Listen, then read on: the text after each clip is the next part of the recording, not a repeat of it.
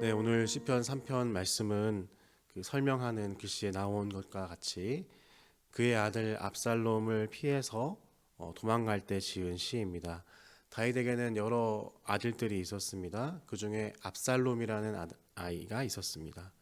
그 아들은 매우 잘생기고 아름다운 아들이었다고 합니다. 능력 있는 아들이었고 많은 사람들에게 칭찬받는 사람이었습니다. 그런데 이 압살롬이 자기 아버지 다윗에게 반역하여 반란을 일으킨 것입니다. 압살롬의 군대는 순식간에 다윗의 왕궁을 점령하고 다윗은 겨우 자기 몸만 챙겨서 자기 친아들에게 쫓겨서 도망치고 있습니다. 다윗은 어떤 마음이었을까요? 세상에서 가장 비참하고 가장 어처구니 없는 그런 배신이 무엇이겠습니까? 아마도 내가 내 배로 낳은 내 자녀에게 버림받는 것이지 않을까 싶습니다. 우리가 살아가는 이유 중에 하나가, 중요한 이유 중에 하나가 내 자식 때문입니다. 사업이나 직장 생활을 하면서 이런 생각이 들 때가 있죠. 내가 이런 대접받고 이런 수치와 모욕을 받으면서도 이 일을 계속 해야 되나, 이 사람들을 계속 만나야 되나 하는 이유가 들 때가 있습니다. 다 때려치우고 원래 내가 결혼 전에 자유인으로 살았을 때 그 자연인으로 다시 돌아가고 싶다는 마음이 생기기도 합니다. 그런데 그럴 때 그렇게 하지 못하는 이유는 내가 책임져야 하는 사람이 있기 때문입니다. 내가 나가서 그 수치나 모욕과 고통을 견뎌야만 내 자녀와 내 가족들이 먹고 살 수 있습니다. 나에게도 성질머리라는 게 있고 자존심이라는 것이 있는데 그것을 포기하고 없는 척 살아가는 것입니다. 내가 아끼고 나를 바라보는 그 자녀가 있으니까 남에게 아쉬운 소리도 해야 하고 어떤 일이 있을 때 나의 성격보다 더 크게 싸우고 소리 지를 때도 있는 것입니다. 그렇게 내 삶의 이유와 원동력이 되었던 내가 아닌 사람으로 살게 만들었던 그 자식이 날 대적하고 날 미워하고 날 떠나간다면 그보다 어처구니 없고 가슴 아픈 일이 또 있을까요? 다윗은 1절 2절에서 이렇게 이야기합니다. 여호와여 나의 대적이 어찌 그리 많은지요. 일어나 나를 치는 자가 많으니이다. 많은 사람이 나를 대적하여 말하기를 그는 하나님께 구원을 받지 못한다 하나이다. 다윗도 우리랑 비슷했을 것입니다. 그가 수많은 전쟁터에서 자기 목숨을 걸고 싸우다가 다시 집에 돌아왔을 때 그의 어린 아들 압살롬은 아버지 다윗의 품에 안겨 다윗에게 위로를 주었을 것입니다. 다윗이 왜 그런 전쟁을 치러야 했습니까? 다윗이 왜 죽지 않고 자기 집으로 돌아와야 했습니까? 그 이유 중에 한 명이 압살롬이었을 것입니다. 다윗과 같은 자연인이 있었겠습니까? 그는 본래 목동이고 기타 치는 거리의 악사였습니다. 말 그대로 자유로운 영혼이었죠. 그는 부족함이 없이 개인적으로 재밌게 살았던 사람입니다. 개인적인 이유였다면 왕이 될 필요도 없었던 사람입니다. 그런데 그는 왜 왕이 되고 버거운 삶을 살았습니까? 자기 인생도 두렵고 힘들고 버겁지만 그의 다음 세대인 그의 아들 압살롬에게 더 좋은 세상을 만들어주기 위해서, 더 좋은 신앙의 환경을 물려주기 위해서 자기가 아닌 상태로 자기의 본성을 거슬려서 모든 일들을 받아들였던 것입니다.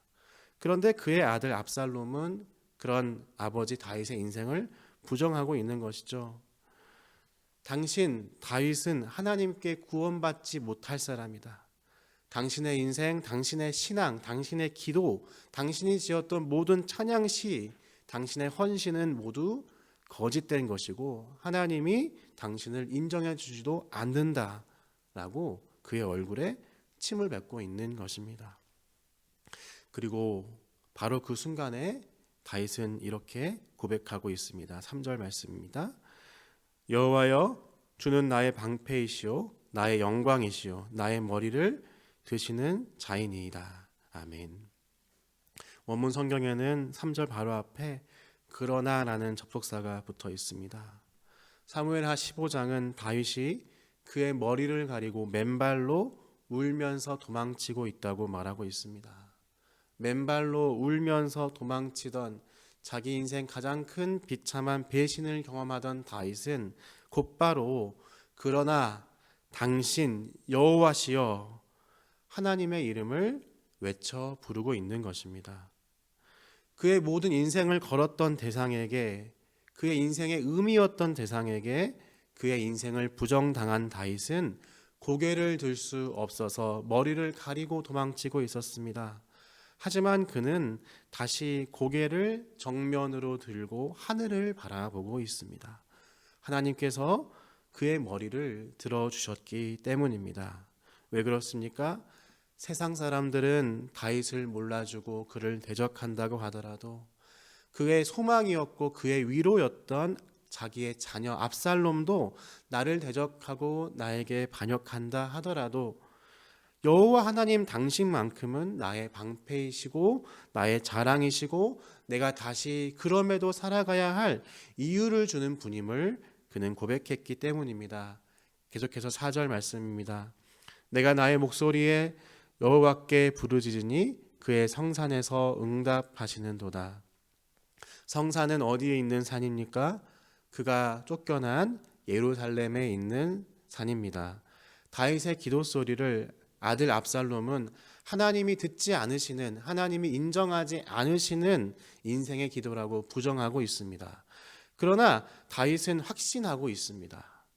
내 목소리에 내가 쫓겨난 예루살렘의 성산에 계신 하나님께서는 반드시 나를 응답하시고 성산에서 응답하신 그분이 나를 다시 저 산으로 이끄실 것이라고 그는 깊이 신뢰하고 있는 것입니다. 5절입니다. 내가 누워 자고 깨었으니 여호와께서 나를 붙드심이로다. 다윗은 지금 피난길에 폐잔병이 되어서 도망하는 중입니다. 그런데 그가 무엇하고 있다고 말합니까? 그는 누워서 잠을 잤다고 얘기합니다. 하나님을 신뢰함으로 그가 다윗의 인생을 붙드셨음을 믿기에 자기 생명의 위협 속에서도 복잡한 심경 속에서도 그는 꿀잠을 잘 수 있었던 것입니다. 여러분, 우리 가운데 밤에 잠을 못 드는 여러 근심과 걱정이 찾아와서 이런 생각들이 좀 안 들어왔으면 좋겠는데 계속 생각이 들어와서 밤에 잠을 자지 못하는 그런 상황들이 있습니다. 당연합니다. 우리 가운데 주님이 아닌 것을 생각할 때에, 그것들을 바라볼 때에 잠이 오지 않을 수밖에 없습니다. 여러분, 우리에게 근심이 오더라도 여호와 하나님을 깊이 신뢰함으로 맡기고 잠을 자야 합니다. 주님, 이 근심 당신께 맡겨드립니다. 잘 자겠습니다. 딱 그렇게 고백하고 누워서 주무셔야 됩니다. 그래도 또 근심이 찾아옵니다. 또 다시 기도하는 거죠. 주님, 맡기고 자겠습니다. 걱정하지 않겠습니다. 계속해서 우리가 그렇게 고백해야 하는 것입니다. 그분이 우리를 붙드시는 분이시고 근심은 하나님의 신실한 응답을 이기지 못하기 때문입니다. 다윗과 같은 상황에서도, 그와 같은 울며 맨발로 도망하는 길에서도 하나님은 깊은 잠을 허락하시는 분임을 우리는 고백하며 그분께 맡기고 주무시는 우리 되면 좋겠습니다. 6절입니다. 천만인이 나를 에워싸 진친다 하여도 나는 두려워하지 아니하리이다.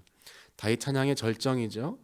10,000명이 나를 에워싸 대적한다고 하더라도, 세상의 모든 사람들이 나를 대적한다고 하더라도 그 모든 사람들 중에서 가장 나의 마음을 쓰라리게 하는 나의 소망을 걸었던 나의 자녀가 나를 대적한다고 하더라도 나는 두려워하지 않을 것이다. 왜요? 여호와 하나님께서 나를 지키실 것임을 굳게 신뢰하기 때문입니다. 우리는 다윗의 이 시편을 통해서 두 가지를 깨닫게 됩니다. 먼저는 세상에 정말 믿을 사람이 한 사람도 없다는 것을 깨닫게 됩니다. 우리는 한 사람도 의지할 수 있는 사람이 없습니다. 우리가 누군가를 의지했을 때 큰 코 다치게 됩니다. 심지어 내 인생 전체를 투자하고 내 삶의 이유라고 이야기하는 내 자녀라고 하더라도 그를 소망하며 의지해서는 안 됩니다. 그것은 하나님이 아닌 다른 것을 의지하는 우상이며 하나님이 그것을 용납하지 않으십니다. 두 번째는 세상에는 정말 믿을 사람이 한 사람도 없지만 오직 여호와 하나님 한 분만은 믿을 수 있는 분임을 우리는 깨닫게 됩니다. 8절에는 이렇게 이야기하죠. 구원은 여호와께 있사오니 주의 복을 주의 백성에게 내리소서. 아멘. 우리에게 복을 줄 수 있는 분은 오직 여호와 하나님 한 분뿐이십니다. 그분이 우리의 구원자이며 우리 문제의 해결자이십니다. 우리를 온전히 채우실 수 있는 분이십니다. 우리의 자녀, 우리의 남편과 아내, 부모, 친구, 직장 모두 우리의 소망이 아닙니다. 오직 우리의 소망은 여호와 하나님 한 분이십니다. 다윗은 오늘 시편에서 하나님을 여호와 하나님이라고 불렀습니다. 그러나 우리는 다윗보다 더 나아가 이 여호와 하나님을 나의 아버지 하나님이라고 부를 수 있습니다. 예수 그리스도의 죽으심과 부활하심으로 말미암아 그분을 믿음으로 우리는 여호와 하나님을 나의 아버지라고 부를 수 있습니다. 시편의 다윗보다 우리가 더욱 정확하고 분명하게 또한 더욱 친밀하고 가깝게 여호와 하나님을 부를 수 있는 것입니다. 그분은 나의 가장 좋은 친구 되시며 나의 작은 신음에도 응답하시는 분이십니다. 그분은 우리의 굳건한 반석 되시는 넉넉한 아버지이십니다. 그분이 바로 나의 소망이 되어 주시는 것입니다. 천만인이 나를 애워싼다 하더라도 내 아버지만큼은 나를 아시고 나를 건지시는 분이십니다. 혹시 내가 쥐고 있는 나의 은밀한 소망, 우상의 대상은 무엇입니까? 삼위일체 되신 하나님이 아닌 나의 우상은 무엇입니까? 그것을 쥐고 있기에 하나님 앞에 지키지 못하고 있는 것은 무엇입니까? 이 시간 함께 그 일을 위해서 기도하면 좋겠습니다. 주님, 내게 이 사람, 이 사건, 이 환경, 내 마음에 쥐고 있는 것, 하나님 이것이 우상임을 알게 하여 주시고 그것이 생각나게 하여 주시옵소서. 주님보다 더 소망하는, 더 의지하는 어떠한 것, 그것 우상입니다. 내려놓을 수 있는 마음 허락하여 주시옵소서. 우리 그렇게 기도하면 좋겠습니다.